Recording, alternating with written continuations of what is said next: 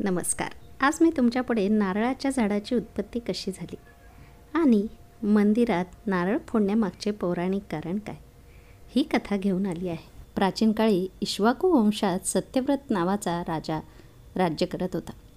सत्यव्रत श्रीरामांचा पूर्वज होता. तो रोज पूजा करत असे. त्याला कशाचीही कमतरता नव्हती. तो संपत्ती आणि सर्व प्रकारच्या सुविधांनी संपन्न होता. तथापि असे असूनही राजाला एक इच्छा होती, जी त्याला पूर्ण करायची होती. खरे तर सत्यव्रत राजाला कसे तरी करून स्वर्गात जायचे होते. त्याला आयुष्यात एकदा तरी स्वर्गाचे सौंदर्य पाहायचे होते, पण त्याला जाण्याचा मार्ग माहीत नव्हता. दुसरीकडे ऋषी विश्वामित्र तपश्चर्येसाठी झोपडी बाहेर पडले. चालता चालता ते त्यांच्या झोपडीपासून खूप पुढे निघून गेले होते. बराच वेळ गेला, पण ते परत आले नाही. त्यामुळे त्यांच्या कुटुंबाला भूक व तहान लागली होती. राजा सत्यव्रत यांना हे कळताच त्यांनी विश्वामित्र ऋषींच्या कुटुंबाची काळजी घेण्याची जबाबदारी घेतली. काही वेळाने ऋषी विश्वामित्र परत आले. तेव्हा आपल्या कुटुंबाला चांगले पाहून त्यांना खूप आनंद झाला. त्यांनी विचारले की त्यांच्या अनुपस्थितीत त्यांची काळजी कोणी घेतली. यावर ऋषींच्या कुटुंबियांनी सांगितले की त्यांच्या खाण्यापिण्याची जबाबदारी राजाने घेतली आहे.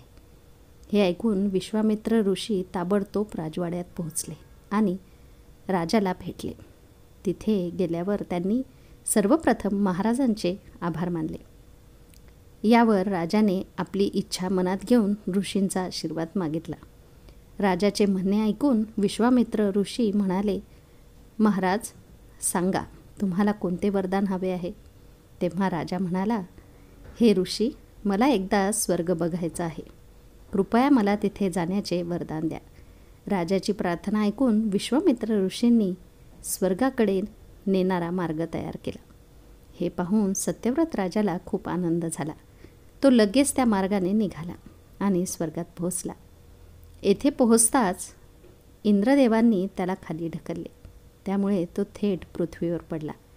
राजा सत्यव्रत याने लगेचच विश्वामित्र ऋषींना संपूर्ण घटना सांगितली. राजाचे म्हणणे ऐकून ऋषी विश्वामित्र क्रोधाने भडकले. त्यांनी ताबडतोब सर्व देवांशी याबद्दल बोलून या सर्व समस्येवर उपाय शोधला. यानंतर राजासाठी नवा स्वर्ग निर्माण झाला. कोणालाही त्रास होऊ नये म्हणून पृथ्वी आणि देवांचे स्वर्ग यांच्यामध्ये नवीन स्वर्ग स्थापित करण्यात आला. राजा सत्यव्रत नवीन स्वर्गामुळे खूप आनंदी होता, परंतु विश्वामित्र सतत एका चिंतेत त्रस्त होते. सोसाट्याच्या वाऱ्यामुळे नवे स्वर्ग कोसळेल की काय, अशी भीती त्यांना वाटत होती. असे झाल्यास राजा सत्यव्रत पुन्हा पृथ्वीवर पडेल. खूप विचार करून विश्वामित्र ऋषींनी एक उपाय शोधून काढला. त्यांनी नवीन स्वर्गाच्या खाली एक खूप उंच खांब ठेवला, जेणेकरून त्याला आधार मिळू शकेल. असे मानले जाते की नवीन स्वर्गाखाली ठेवलेला खांब एका मोठ्या झाडाच्या खोडात बदलला. इतकेच नाही तर काही काळानंतर जेव्हा सत्यव्रत राजा मरण पावला, तेव्हा त्याच्या मस्तकाचे रूपांतर फळात झाले. सर्वजण या खांबाला नारळाचे झाड म्हणू लागले. तर राजाचे डोके नारळ म्हणून ओळखले जाऊ लागले. त्यामुळे नारळाचे झाड इतके उंच वाढते.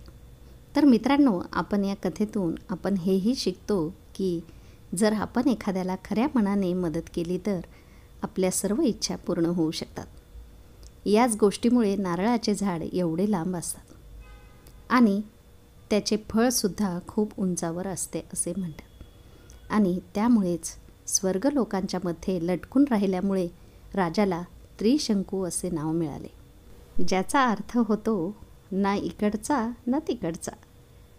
नारळाचे खरखरीत बाहेरील तंतुमय आवरण हे प्रतिकात्मकपणे राजा सत्यव्रतच्या केसांसारखे दिसते आणि बाहेरील दोन प्रमुख काळे डाग हे राजाचे डोळे आहेत असे मानले जाते. म्हणूनच जर शुद्ध पवित्र मनाने आपण कोणाची मदत केली तर ईश्वर आपल्या सर्व इच्छा पूर्ण करतो. चांगले कर्म करणे हेच आपल्या हाती असते. बाकी देणारा परमेश्वर एवढा प्रेमळ आहे की सत्यव्रतसाठी स्वर्गाचा रस्ता बांधला, तसा चांगल्या व्यक्तीसाठी तो पुढील सुखाची वाट तयार करतच असतो. तर मित्रांनो, ही कथा तुम्हाला कशी वाटली हे नक्कीच सांगा. तर आता बघूयात नारळाचे महत्त्व. नारळ हे फक्त फळ नाही, धार्मिक दृष्टिकोनातून त्याला देखील जिवंत अस्तित्व आहे. असे मानले जाते. नारळाला शास्त्रात श्रीफळ म्हणजेच देवी लक्ष्मीचे फळ असे म्हटले आहे. त्यामुळे प्रत्येक पूजेत नारळाचा वापर महत्त्वाचा आहे. त्याच्या संरचनेवरनं देखील आपल्याला हे समजते. नारळाला सुद्धा माणसासारखे 2 डोळे आणि तोंड असते. अमृत पाणी समजल्या जाणाऱ्या नारळाच्या तोंडाला छिद्र पाडूनच नारळातील पाणी काढले जाते. त्यामुळेच प्रत्येक पूजेत नारळाचा वापर महत्त्वाचा आहे. नारळाचे फायदे आणि त्याचे गुणधर्म सविस्तर जाणून घेऊया. हिंदू धर्मात पूजा, यज्ञ, हवन इत्यादींमध्ये नारळाला विशेष महत्त्व आहे. हवनात नारळ अर्पण केला जातो. नारळ वाटून प्रसाद म्हणून खाल्ला जातो. मानले जाते की भगवान श्री विष्णूंनी देवी लक्ष्मी, कामधेनू आणि नारळ यांना सोबत या जगात आणले होते. नारळाच्या झाडाला कल्पवृक्ष असेही म्हणतात. मानले जाते की नारळ इच्छा पूर्ण होण्यास मदत करतो. पूजेतील नारळाचे महत्त्व आणि नारळाचा वापर. नारळाला कल्पवृक्ष देखील मानले जाते. नारळ हे अनेक रोगांवर औषध म्हणून गुणकारी आहे. नारळ हे ऊर्जेचे द्योतक आहे आणि त्याचा अनेक प्रकारे वापर केला जातो. नारळाचे फळ, त्याचे पाने आणि अगदी केसही विविध प्रकारे वापरले जातात. त्यामुळे नारळ हे धार्मिक दृष्टिकोनातून अतिशय पवित्र मानले जाते. हिंदू संस्कृतीमध्ये प्रत्येक गोष्टीमागे खास असे काही कारण आहे. मंदिरामध्ये दर्शनासाठी गेल्यानंतर काय करावे याचं देखील एक शास्त्र आहे. मंदिरात गेल्यानंतर आपण हमखास नारळ फोडतो. हे नारळ फोडण्याचं कारण अनेकांना माहीत नसतं. देवासमोर नारळ फोडण्यामागे बलिदानाचा भाव आहे. प्राचीन काळी देवासमोर मनुष्य किंवा पशूचा बळी देण्यात येत असे. ही गोष्ट भारतीय संस्कृतीत बसत नसल्याने ज्ञानी ऋषींनी यातून एक मार्ग शोधून काढला. विश्वामित्रांच्या प्रतिसृष्टीतील नर म्हणजेच नारळ याचे बलिदान देण्याचा सल्ला त्यांनी दिला. नारळाला डोके, शेंडी, नाक, डोळे आहेत. बलिदानाच्या वेळी रक्ताचा शिडकावा झाला पाहिजे म्हणून ऋषींनी देवाच्या मूर्तीला कुंकू लावायला आणि त्यावर नारळाच्या पाण्याचा शिडकावा करण्यास सांगितले. त्यामुळे रक्ताचा लाल रंगही आला. या पद्धतीनं ऋषींनी मनुष्याला नर आणि पशु हत्येपासून वाचवले.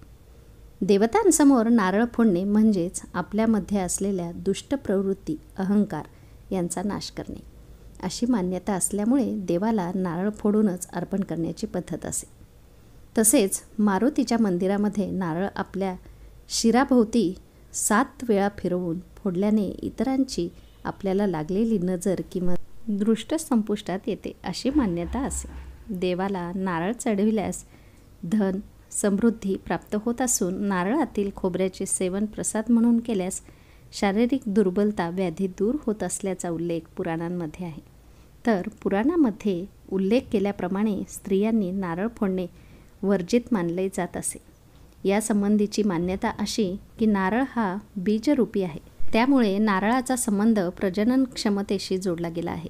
स्त्री ही प्रजननकारक असल्यामुळे स्त्रियांनी बीजरूपी नारळ फोडू नये अशी मान्यता प्राचीन काळामध्ये होती.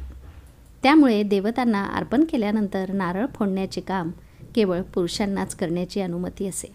नारळाच्या पाण्याने देवतांना अभिषेक करण्याची देखील प्रथा असे. त्याचबरोबर नारळ हे 12ही महिने सहज मिळणारे फळ असून ते दीर्घकाळ टिकणारेही आहे.